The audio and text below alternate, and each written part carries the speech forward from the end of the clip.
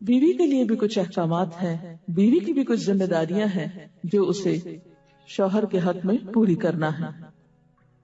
پہلی ذمہ داری یہ کہ بیوی خوشی کے ساتھ شوہر کی اطاعت کرے۔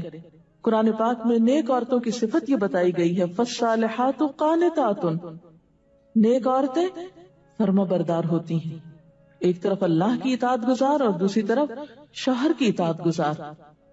شوہر کی اطاعت کے بارے میں ایک حدیث میں آتا ہے، آپ صلی اللہ علیہ وسلم نے فرمایا، دو قسم کے لوگ ایسے ہیں کہ جن کی نمازیں ان کے سروں سے اوپر نہیں جاتی، ایک وہ غلام جو اپنے آقا سے بھاگ جائے جب تک کہ واپس نہ آئے، اور دوسرے وہ بیوی جو اپنے شوہر کی نافرمانی کرے جب تک کہ نافرمانی سے باز نہ آ جائے۔ یہاں تک حکم ہے کہ بیوی شوہر کے معاملے میں کسی دوسرے کی بات نہ مانے، یعنی شادی کے بعد ایک عورت جب شوہر کے گھر چلی جاتی ہے تو پھر شوہر کا حق سب سے بڑا ہو جاتا ہے۔ بعض اوقات ہمارے معاشرے میں ایک طرف شوہر کچھ کہتا ہے، دوسری طرف والدین کچھ کہتے ہیں، تیسری طرف کسی اور کا مشورہ کچھ ہوتا ہے، عورت بیچاری بیچ میں پس جاتی۔ ایسے موقع پر عورت کے لیے کیا لازم ہے، اس کی پرائرٹی کیا ہوگی کہ وہ اپنے شوہر کی بات مانے۔ عورت کی دوسری بڑی ذمہ داری اپنی آبرو اور عزت و عصمت کی حفاظت ہے۔ عورت کوئی ایسا کام نہ کرے جس سے اس کی عفت و عصمت پر کچھ حرف آئے۔ ازدواجی زندگی کی خوشی کا راز باہم ایک دوسرے پر اعتماد ہے۔ اگر کوئی بھی ایسا کام عورت کرتی ہے جس سے شوہر کے دل میں شک ہو جاتا ہے، اعتماد ختم ہو جاتا ہے، تو اس سے ازدواجی زندگی کی خوشیاں ختم ہو جاتی ہیں۔ یہ اعتماد بے حد ضروری ہے، اور اس کے لیے اپنی عزت عصمت کی خصوصی حفاظت۔ نبی صلی اللہ علیہ وسلم نے فرمایا، عورت جب 5 وقت کی نماز پڑھے، اپنی آبرو کی حفاظت کرے، اپنے شوہر کی فرما بردار رہے، تو وہ جنت کے جس دروازے سے چاہے داخل ہو جائے۔ اسی لیے شوہر کی اجازت اور مرضی کے بغیر گھر سے بھی نہیں نکلنا چاہیے۔ حضرت معاذ بن جبل کہتے ہیں کہ نبی صلی اللہ علیہ وسلم نے فرمایا، خدا پر ایمان رکھنے والی عورت کے لیے جائز نہیں کہ وہ اپنے شوہر کے گھر میں کسی ایسے کو آنے دے جس کا آنا شوہر کو پسند نہ ہو، اور ویسی صورت میں گھر سے نکلے جب اس کا نکلنا شوہر کو پسند نہ ہو۔ اطاعت کے علاوہ شوہر کو خوش رکھنا یہ بھی بے حد ضروری ہے۔ نبی صلی اللہ علیہ وسلم نے فرمایا، جس عورت نے اس حال میں انتقال کیا کہ اس کا شوہر اس سے خوش تھا تو وہ جنت میں داخل ہوگی۔ اور عموماً کسی کی خوشی کے لیے انسان اپنے جذبات کی قربانی دیتا ہے، بعض اوقات اپنی سوچ کی قربانی دیتا ہے، بعض اوقات اپنے کسی اور راحت و آرام کی قربانی دیتا ہے۔ تو ایک عورت جب اپنے شوہر کو خوش کرتی ہے تو جواباً اس کے لیے خوشی پلٹتی ہے۔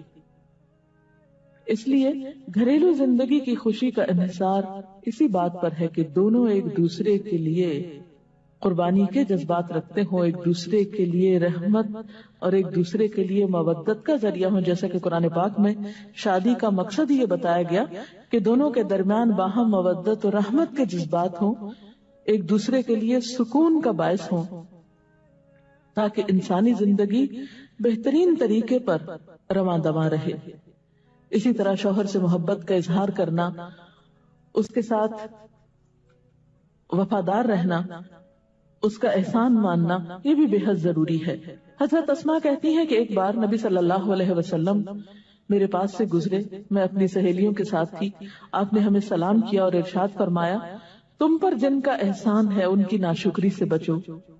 تم میں سے ایک اپنے ماں باپ کے گھر کافی دنوں تک بن بیاہی بیٹھی رہتی ہے، پھر اللہ تعالیٰ اس کو شوہر عطا کرتا ہے، اولاد دیتا ہے، اور ان سارے احسانات کے باوجود اگر کبھی کسی بات پہ شوہر سے ناراض ہوتی ہے تو کہہ اٹھتی ہے، میں نے تو کبھی تمہاری طرف سے کوئی بھلائی دیکھی ہی نہیں۔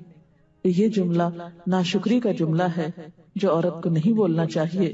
قیامت کے دن اللہ تعالیٰ اس عورت کی طرف نظر رحمت اٹھا کر نہیں دیکھے گا جو شوہر کی ناشکری ہوگی۔ اور آخری بات یہ کہ عورت کے اوپر لازم ہے کہ وہ اپنے گھر بار، مال و اسباب اور اپنی ذمہ داریوں میں شوہر کی مددگار رہے، شوہر کی وفادار رہے۔ آپ صلی اللہ علیہ وسلم نے فرمایا، قریش کی عورتیں کتنی اچھی عورتیں ہیں جو بچوں پہ بہت مہربان اور شوہر کے گھر بار کی حفاظت کرنے والی ہیں۔ آپ صلی اللہ علیہ وسلم نے ایک اچھی عورت کی خوبیاں بیان کرتے ہوئے فرمایا، مومن کے لیے خوف خدا کے بعد سب سے مفید اور باعث خیر نعمت نیک بیوی ہے۔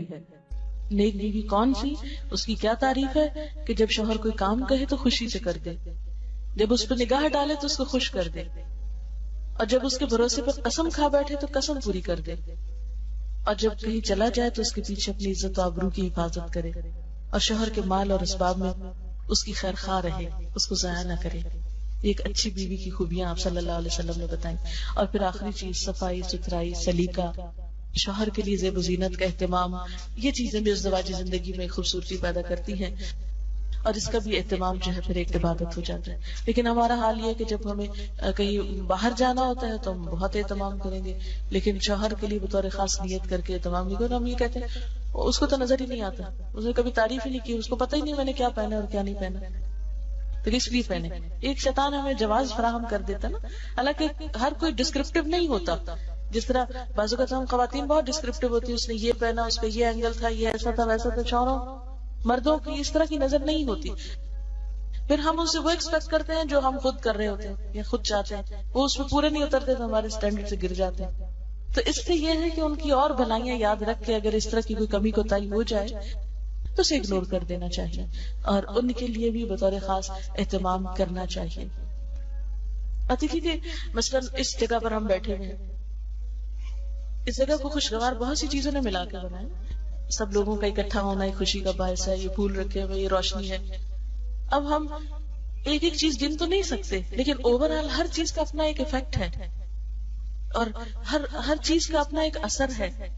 تو اسی طرح شوہر اور بیوی کے تعلقات میں بہت ساری چیزیں ایسی ہوتی جو ہم کو نظر نہیں آ رہی ہوتی، جو سامنے اس کا اثر نہیں ہوتا مگر وہ بیک گراؤنڈ میں ہوتی ہیں، مگر ہم ان کو کبھی بھی نہیں سامنے لاتے اور کبھی بھی ان کا ذکر نہیں کرتے۔ تو ہمیں ان معاملات میں تھوڑی کوشش کر کے کچھ احسانات کا کبھی زبان سے اگر بول دیں گے تو اس سے کچھ کمی نہیں ہوتی، لیکن دوسرے کا دل جیتا جاتا ہے، اور دوسرے کا دل خوش کرنا تو بہت بڑی عبادت ہے، اور اس کا آغاز اگر گھر سے ہو تو اور اچھا، کیونکہ گھر والوں کو خوشیاں دینے سے خود خوشیاں اپنے آپ پہ پلٹتی، دے کر زیادہ ملتی ہیں، لیتے وہی ہیں جو دینا جانتے ہیں۔ تو اللہ تعالیٰ ہمیں عمل کی توفیق عطا فرمائے۔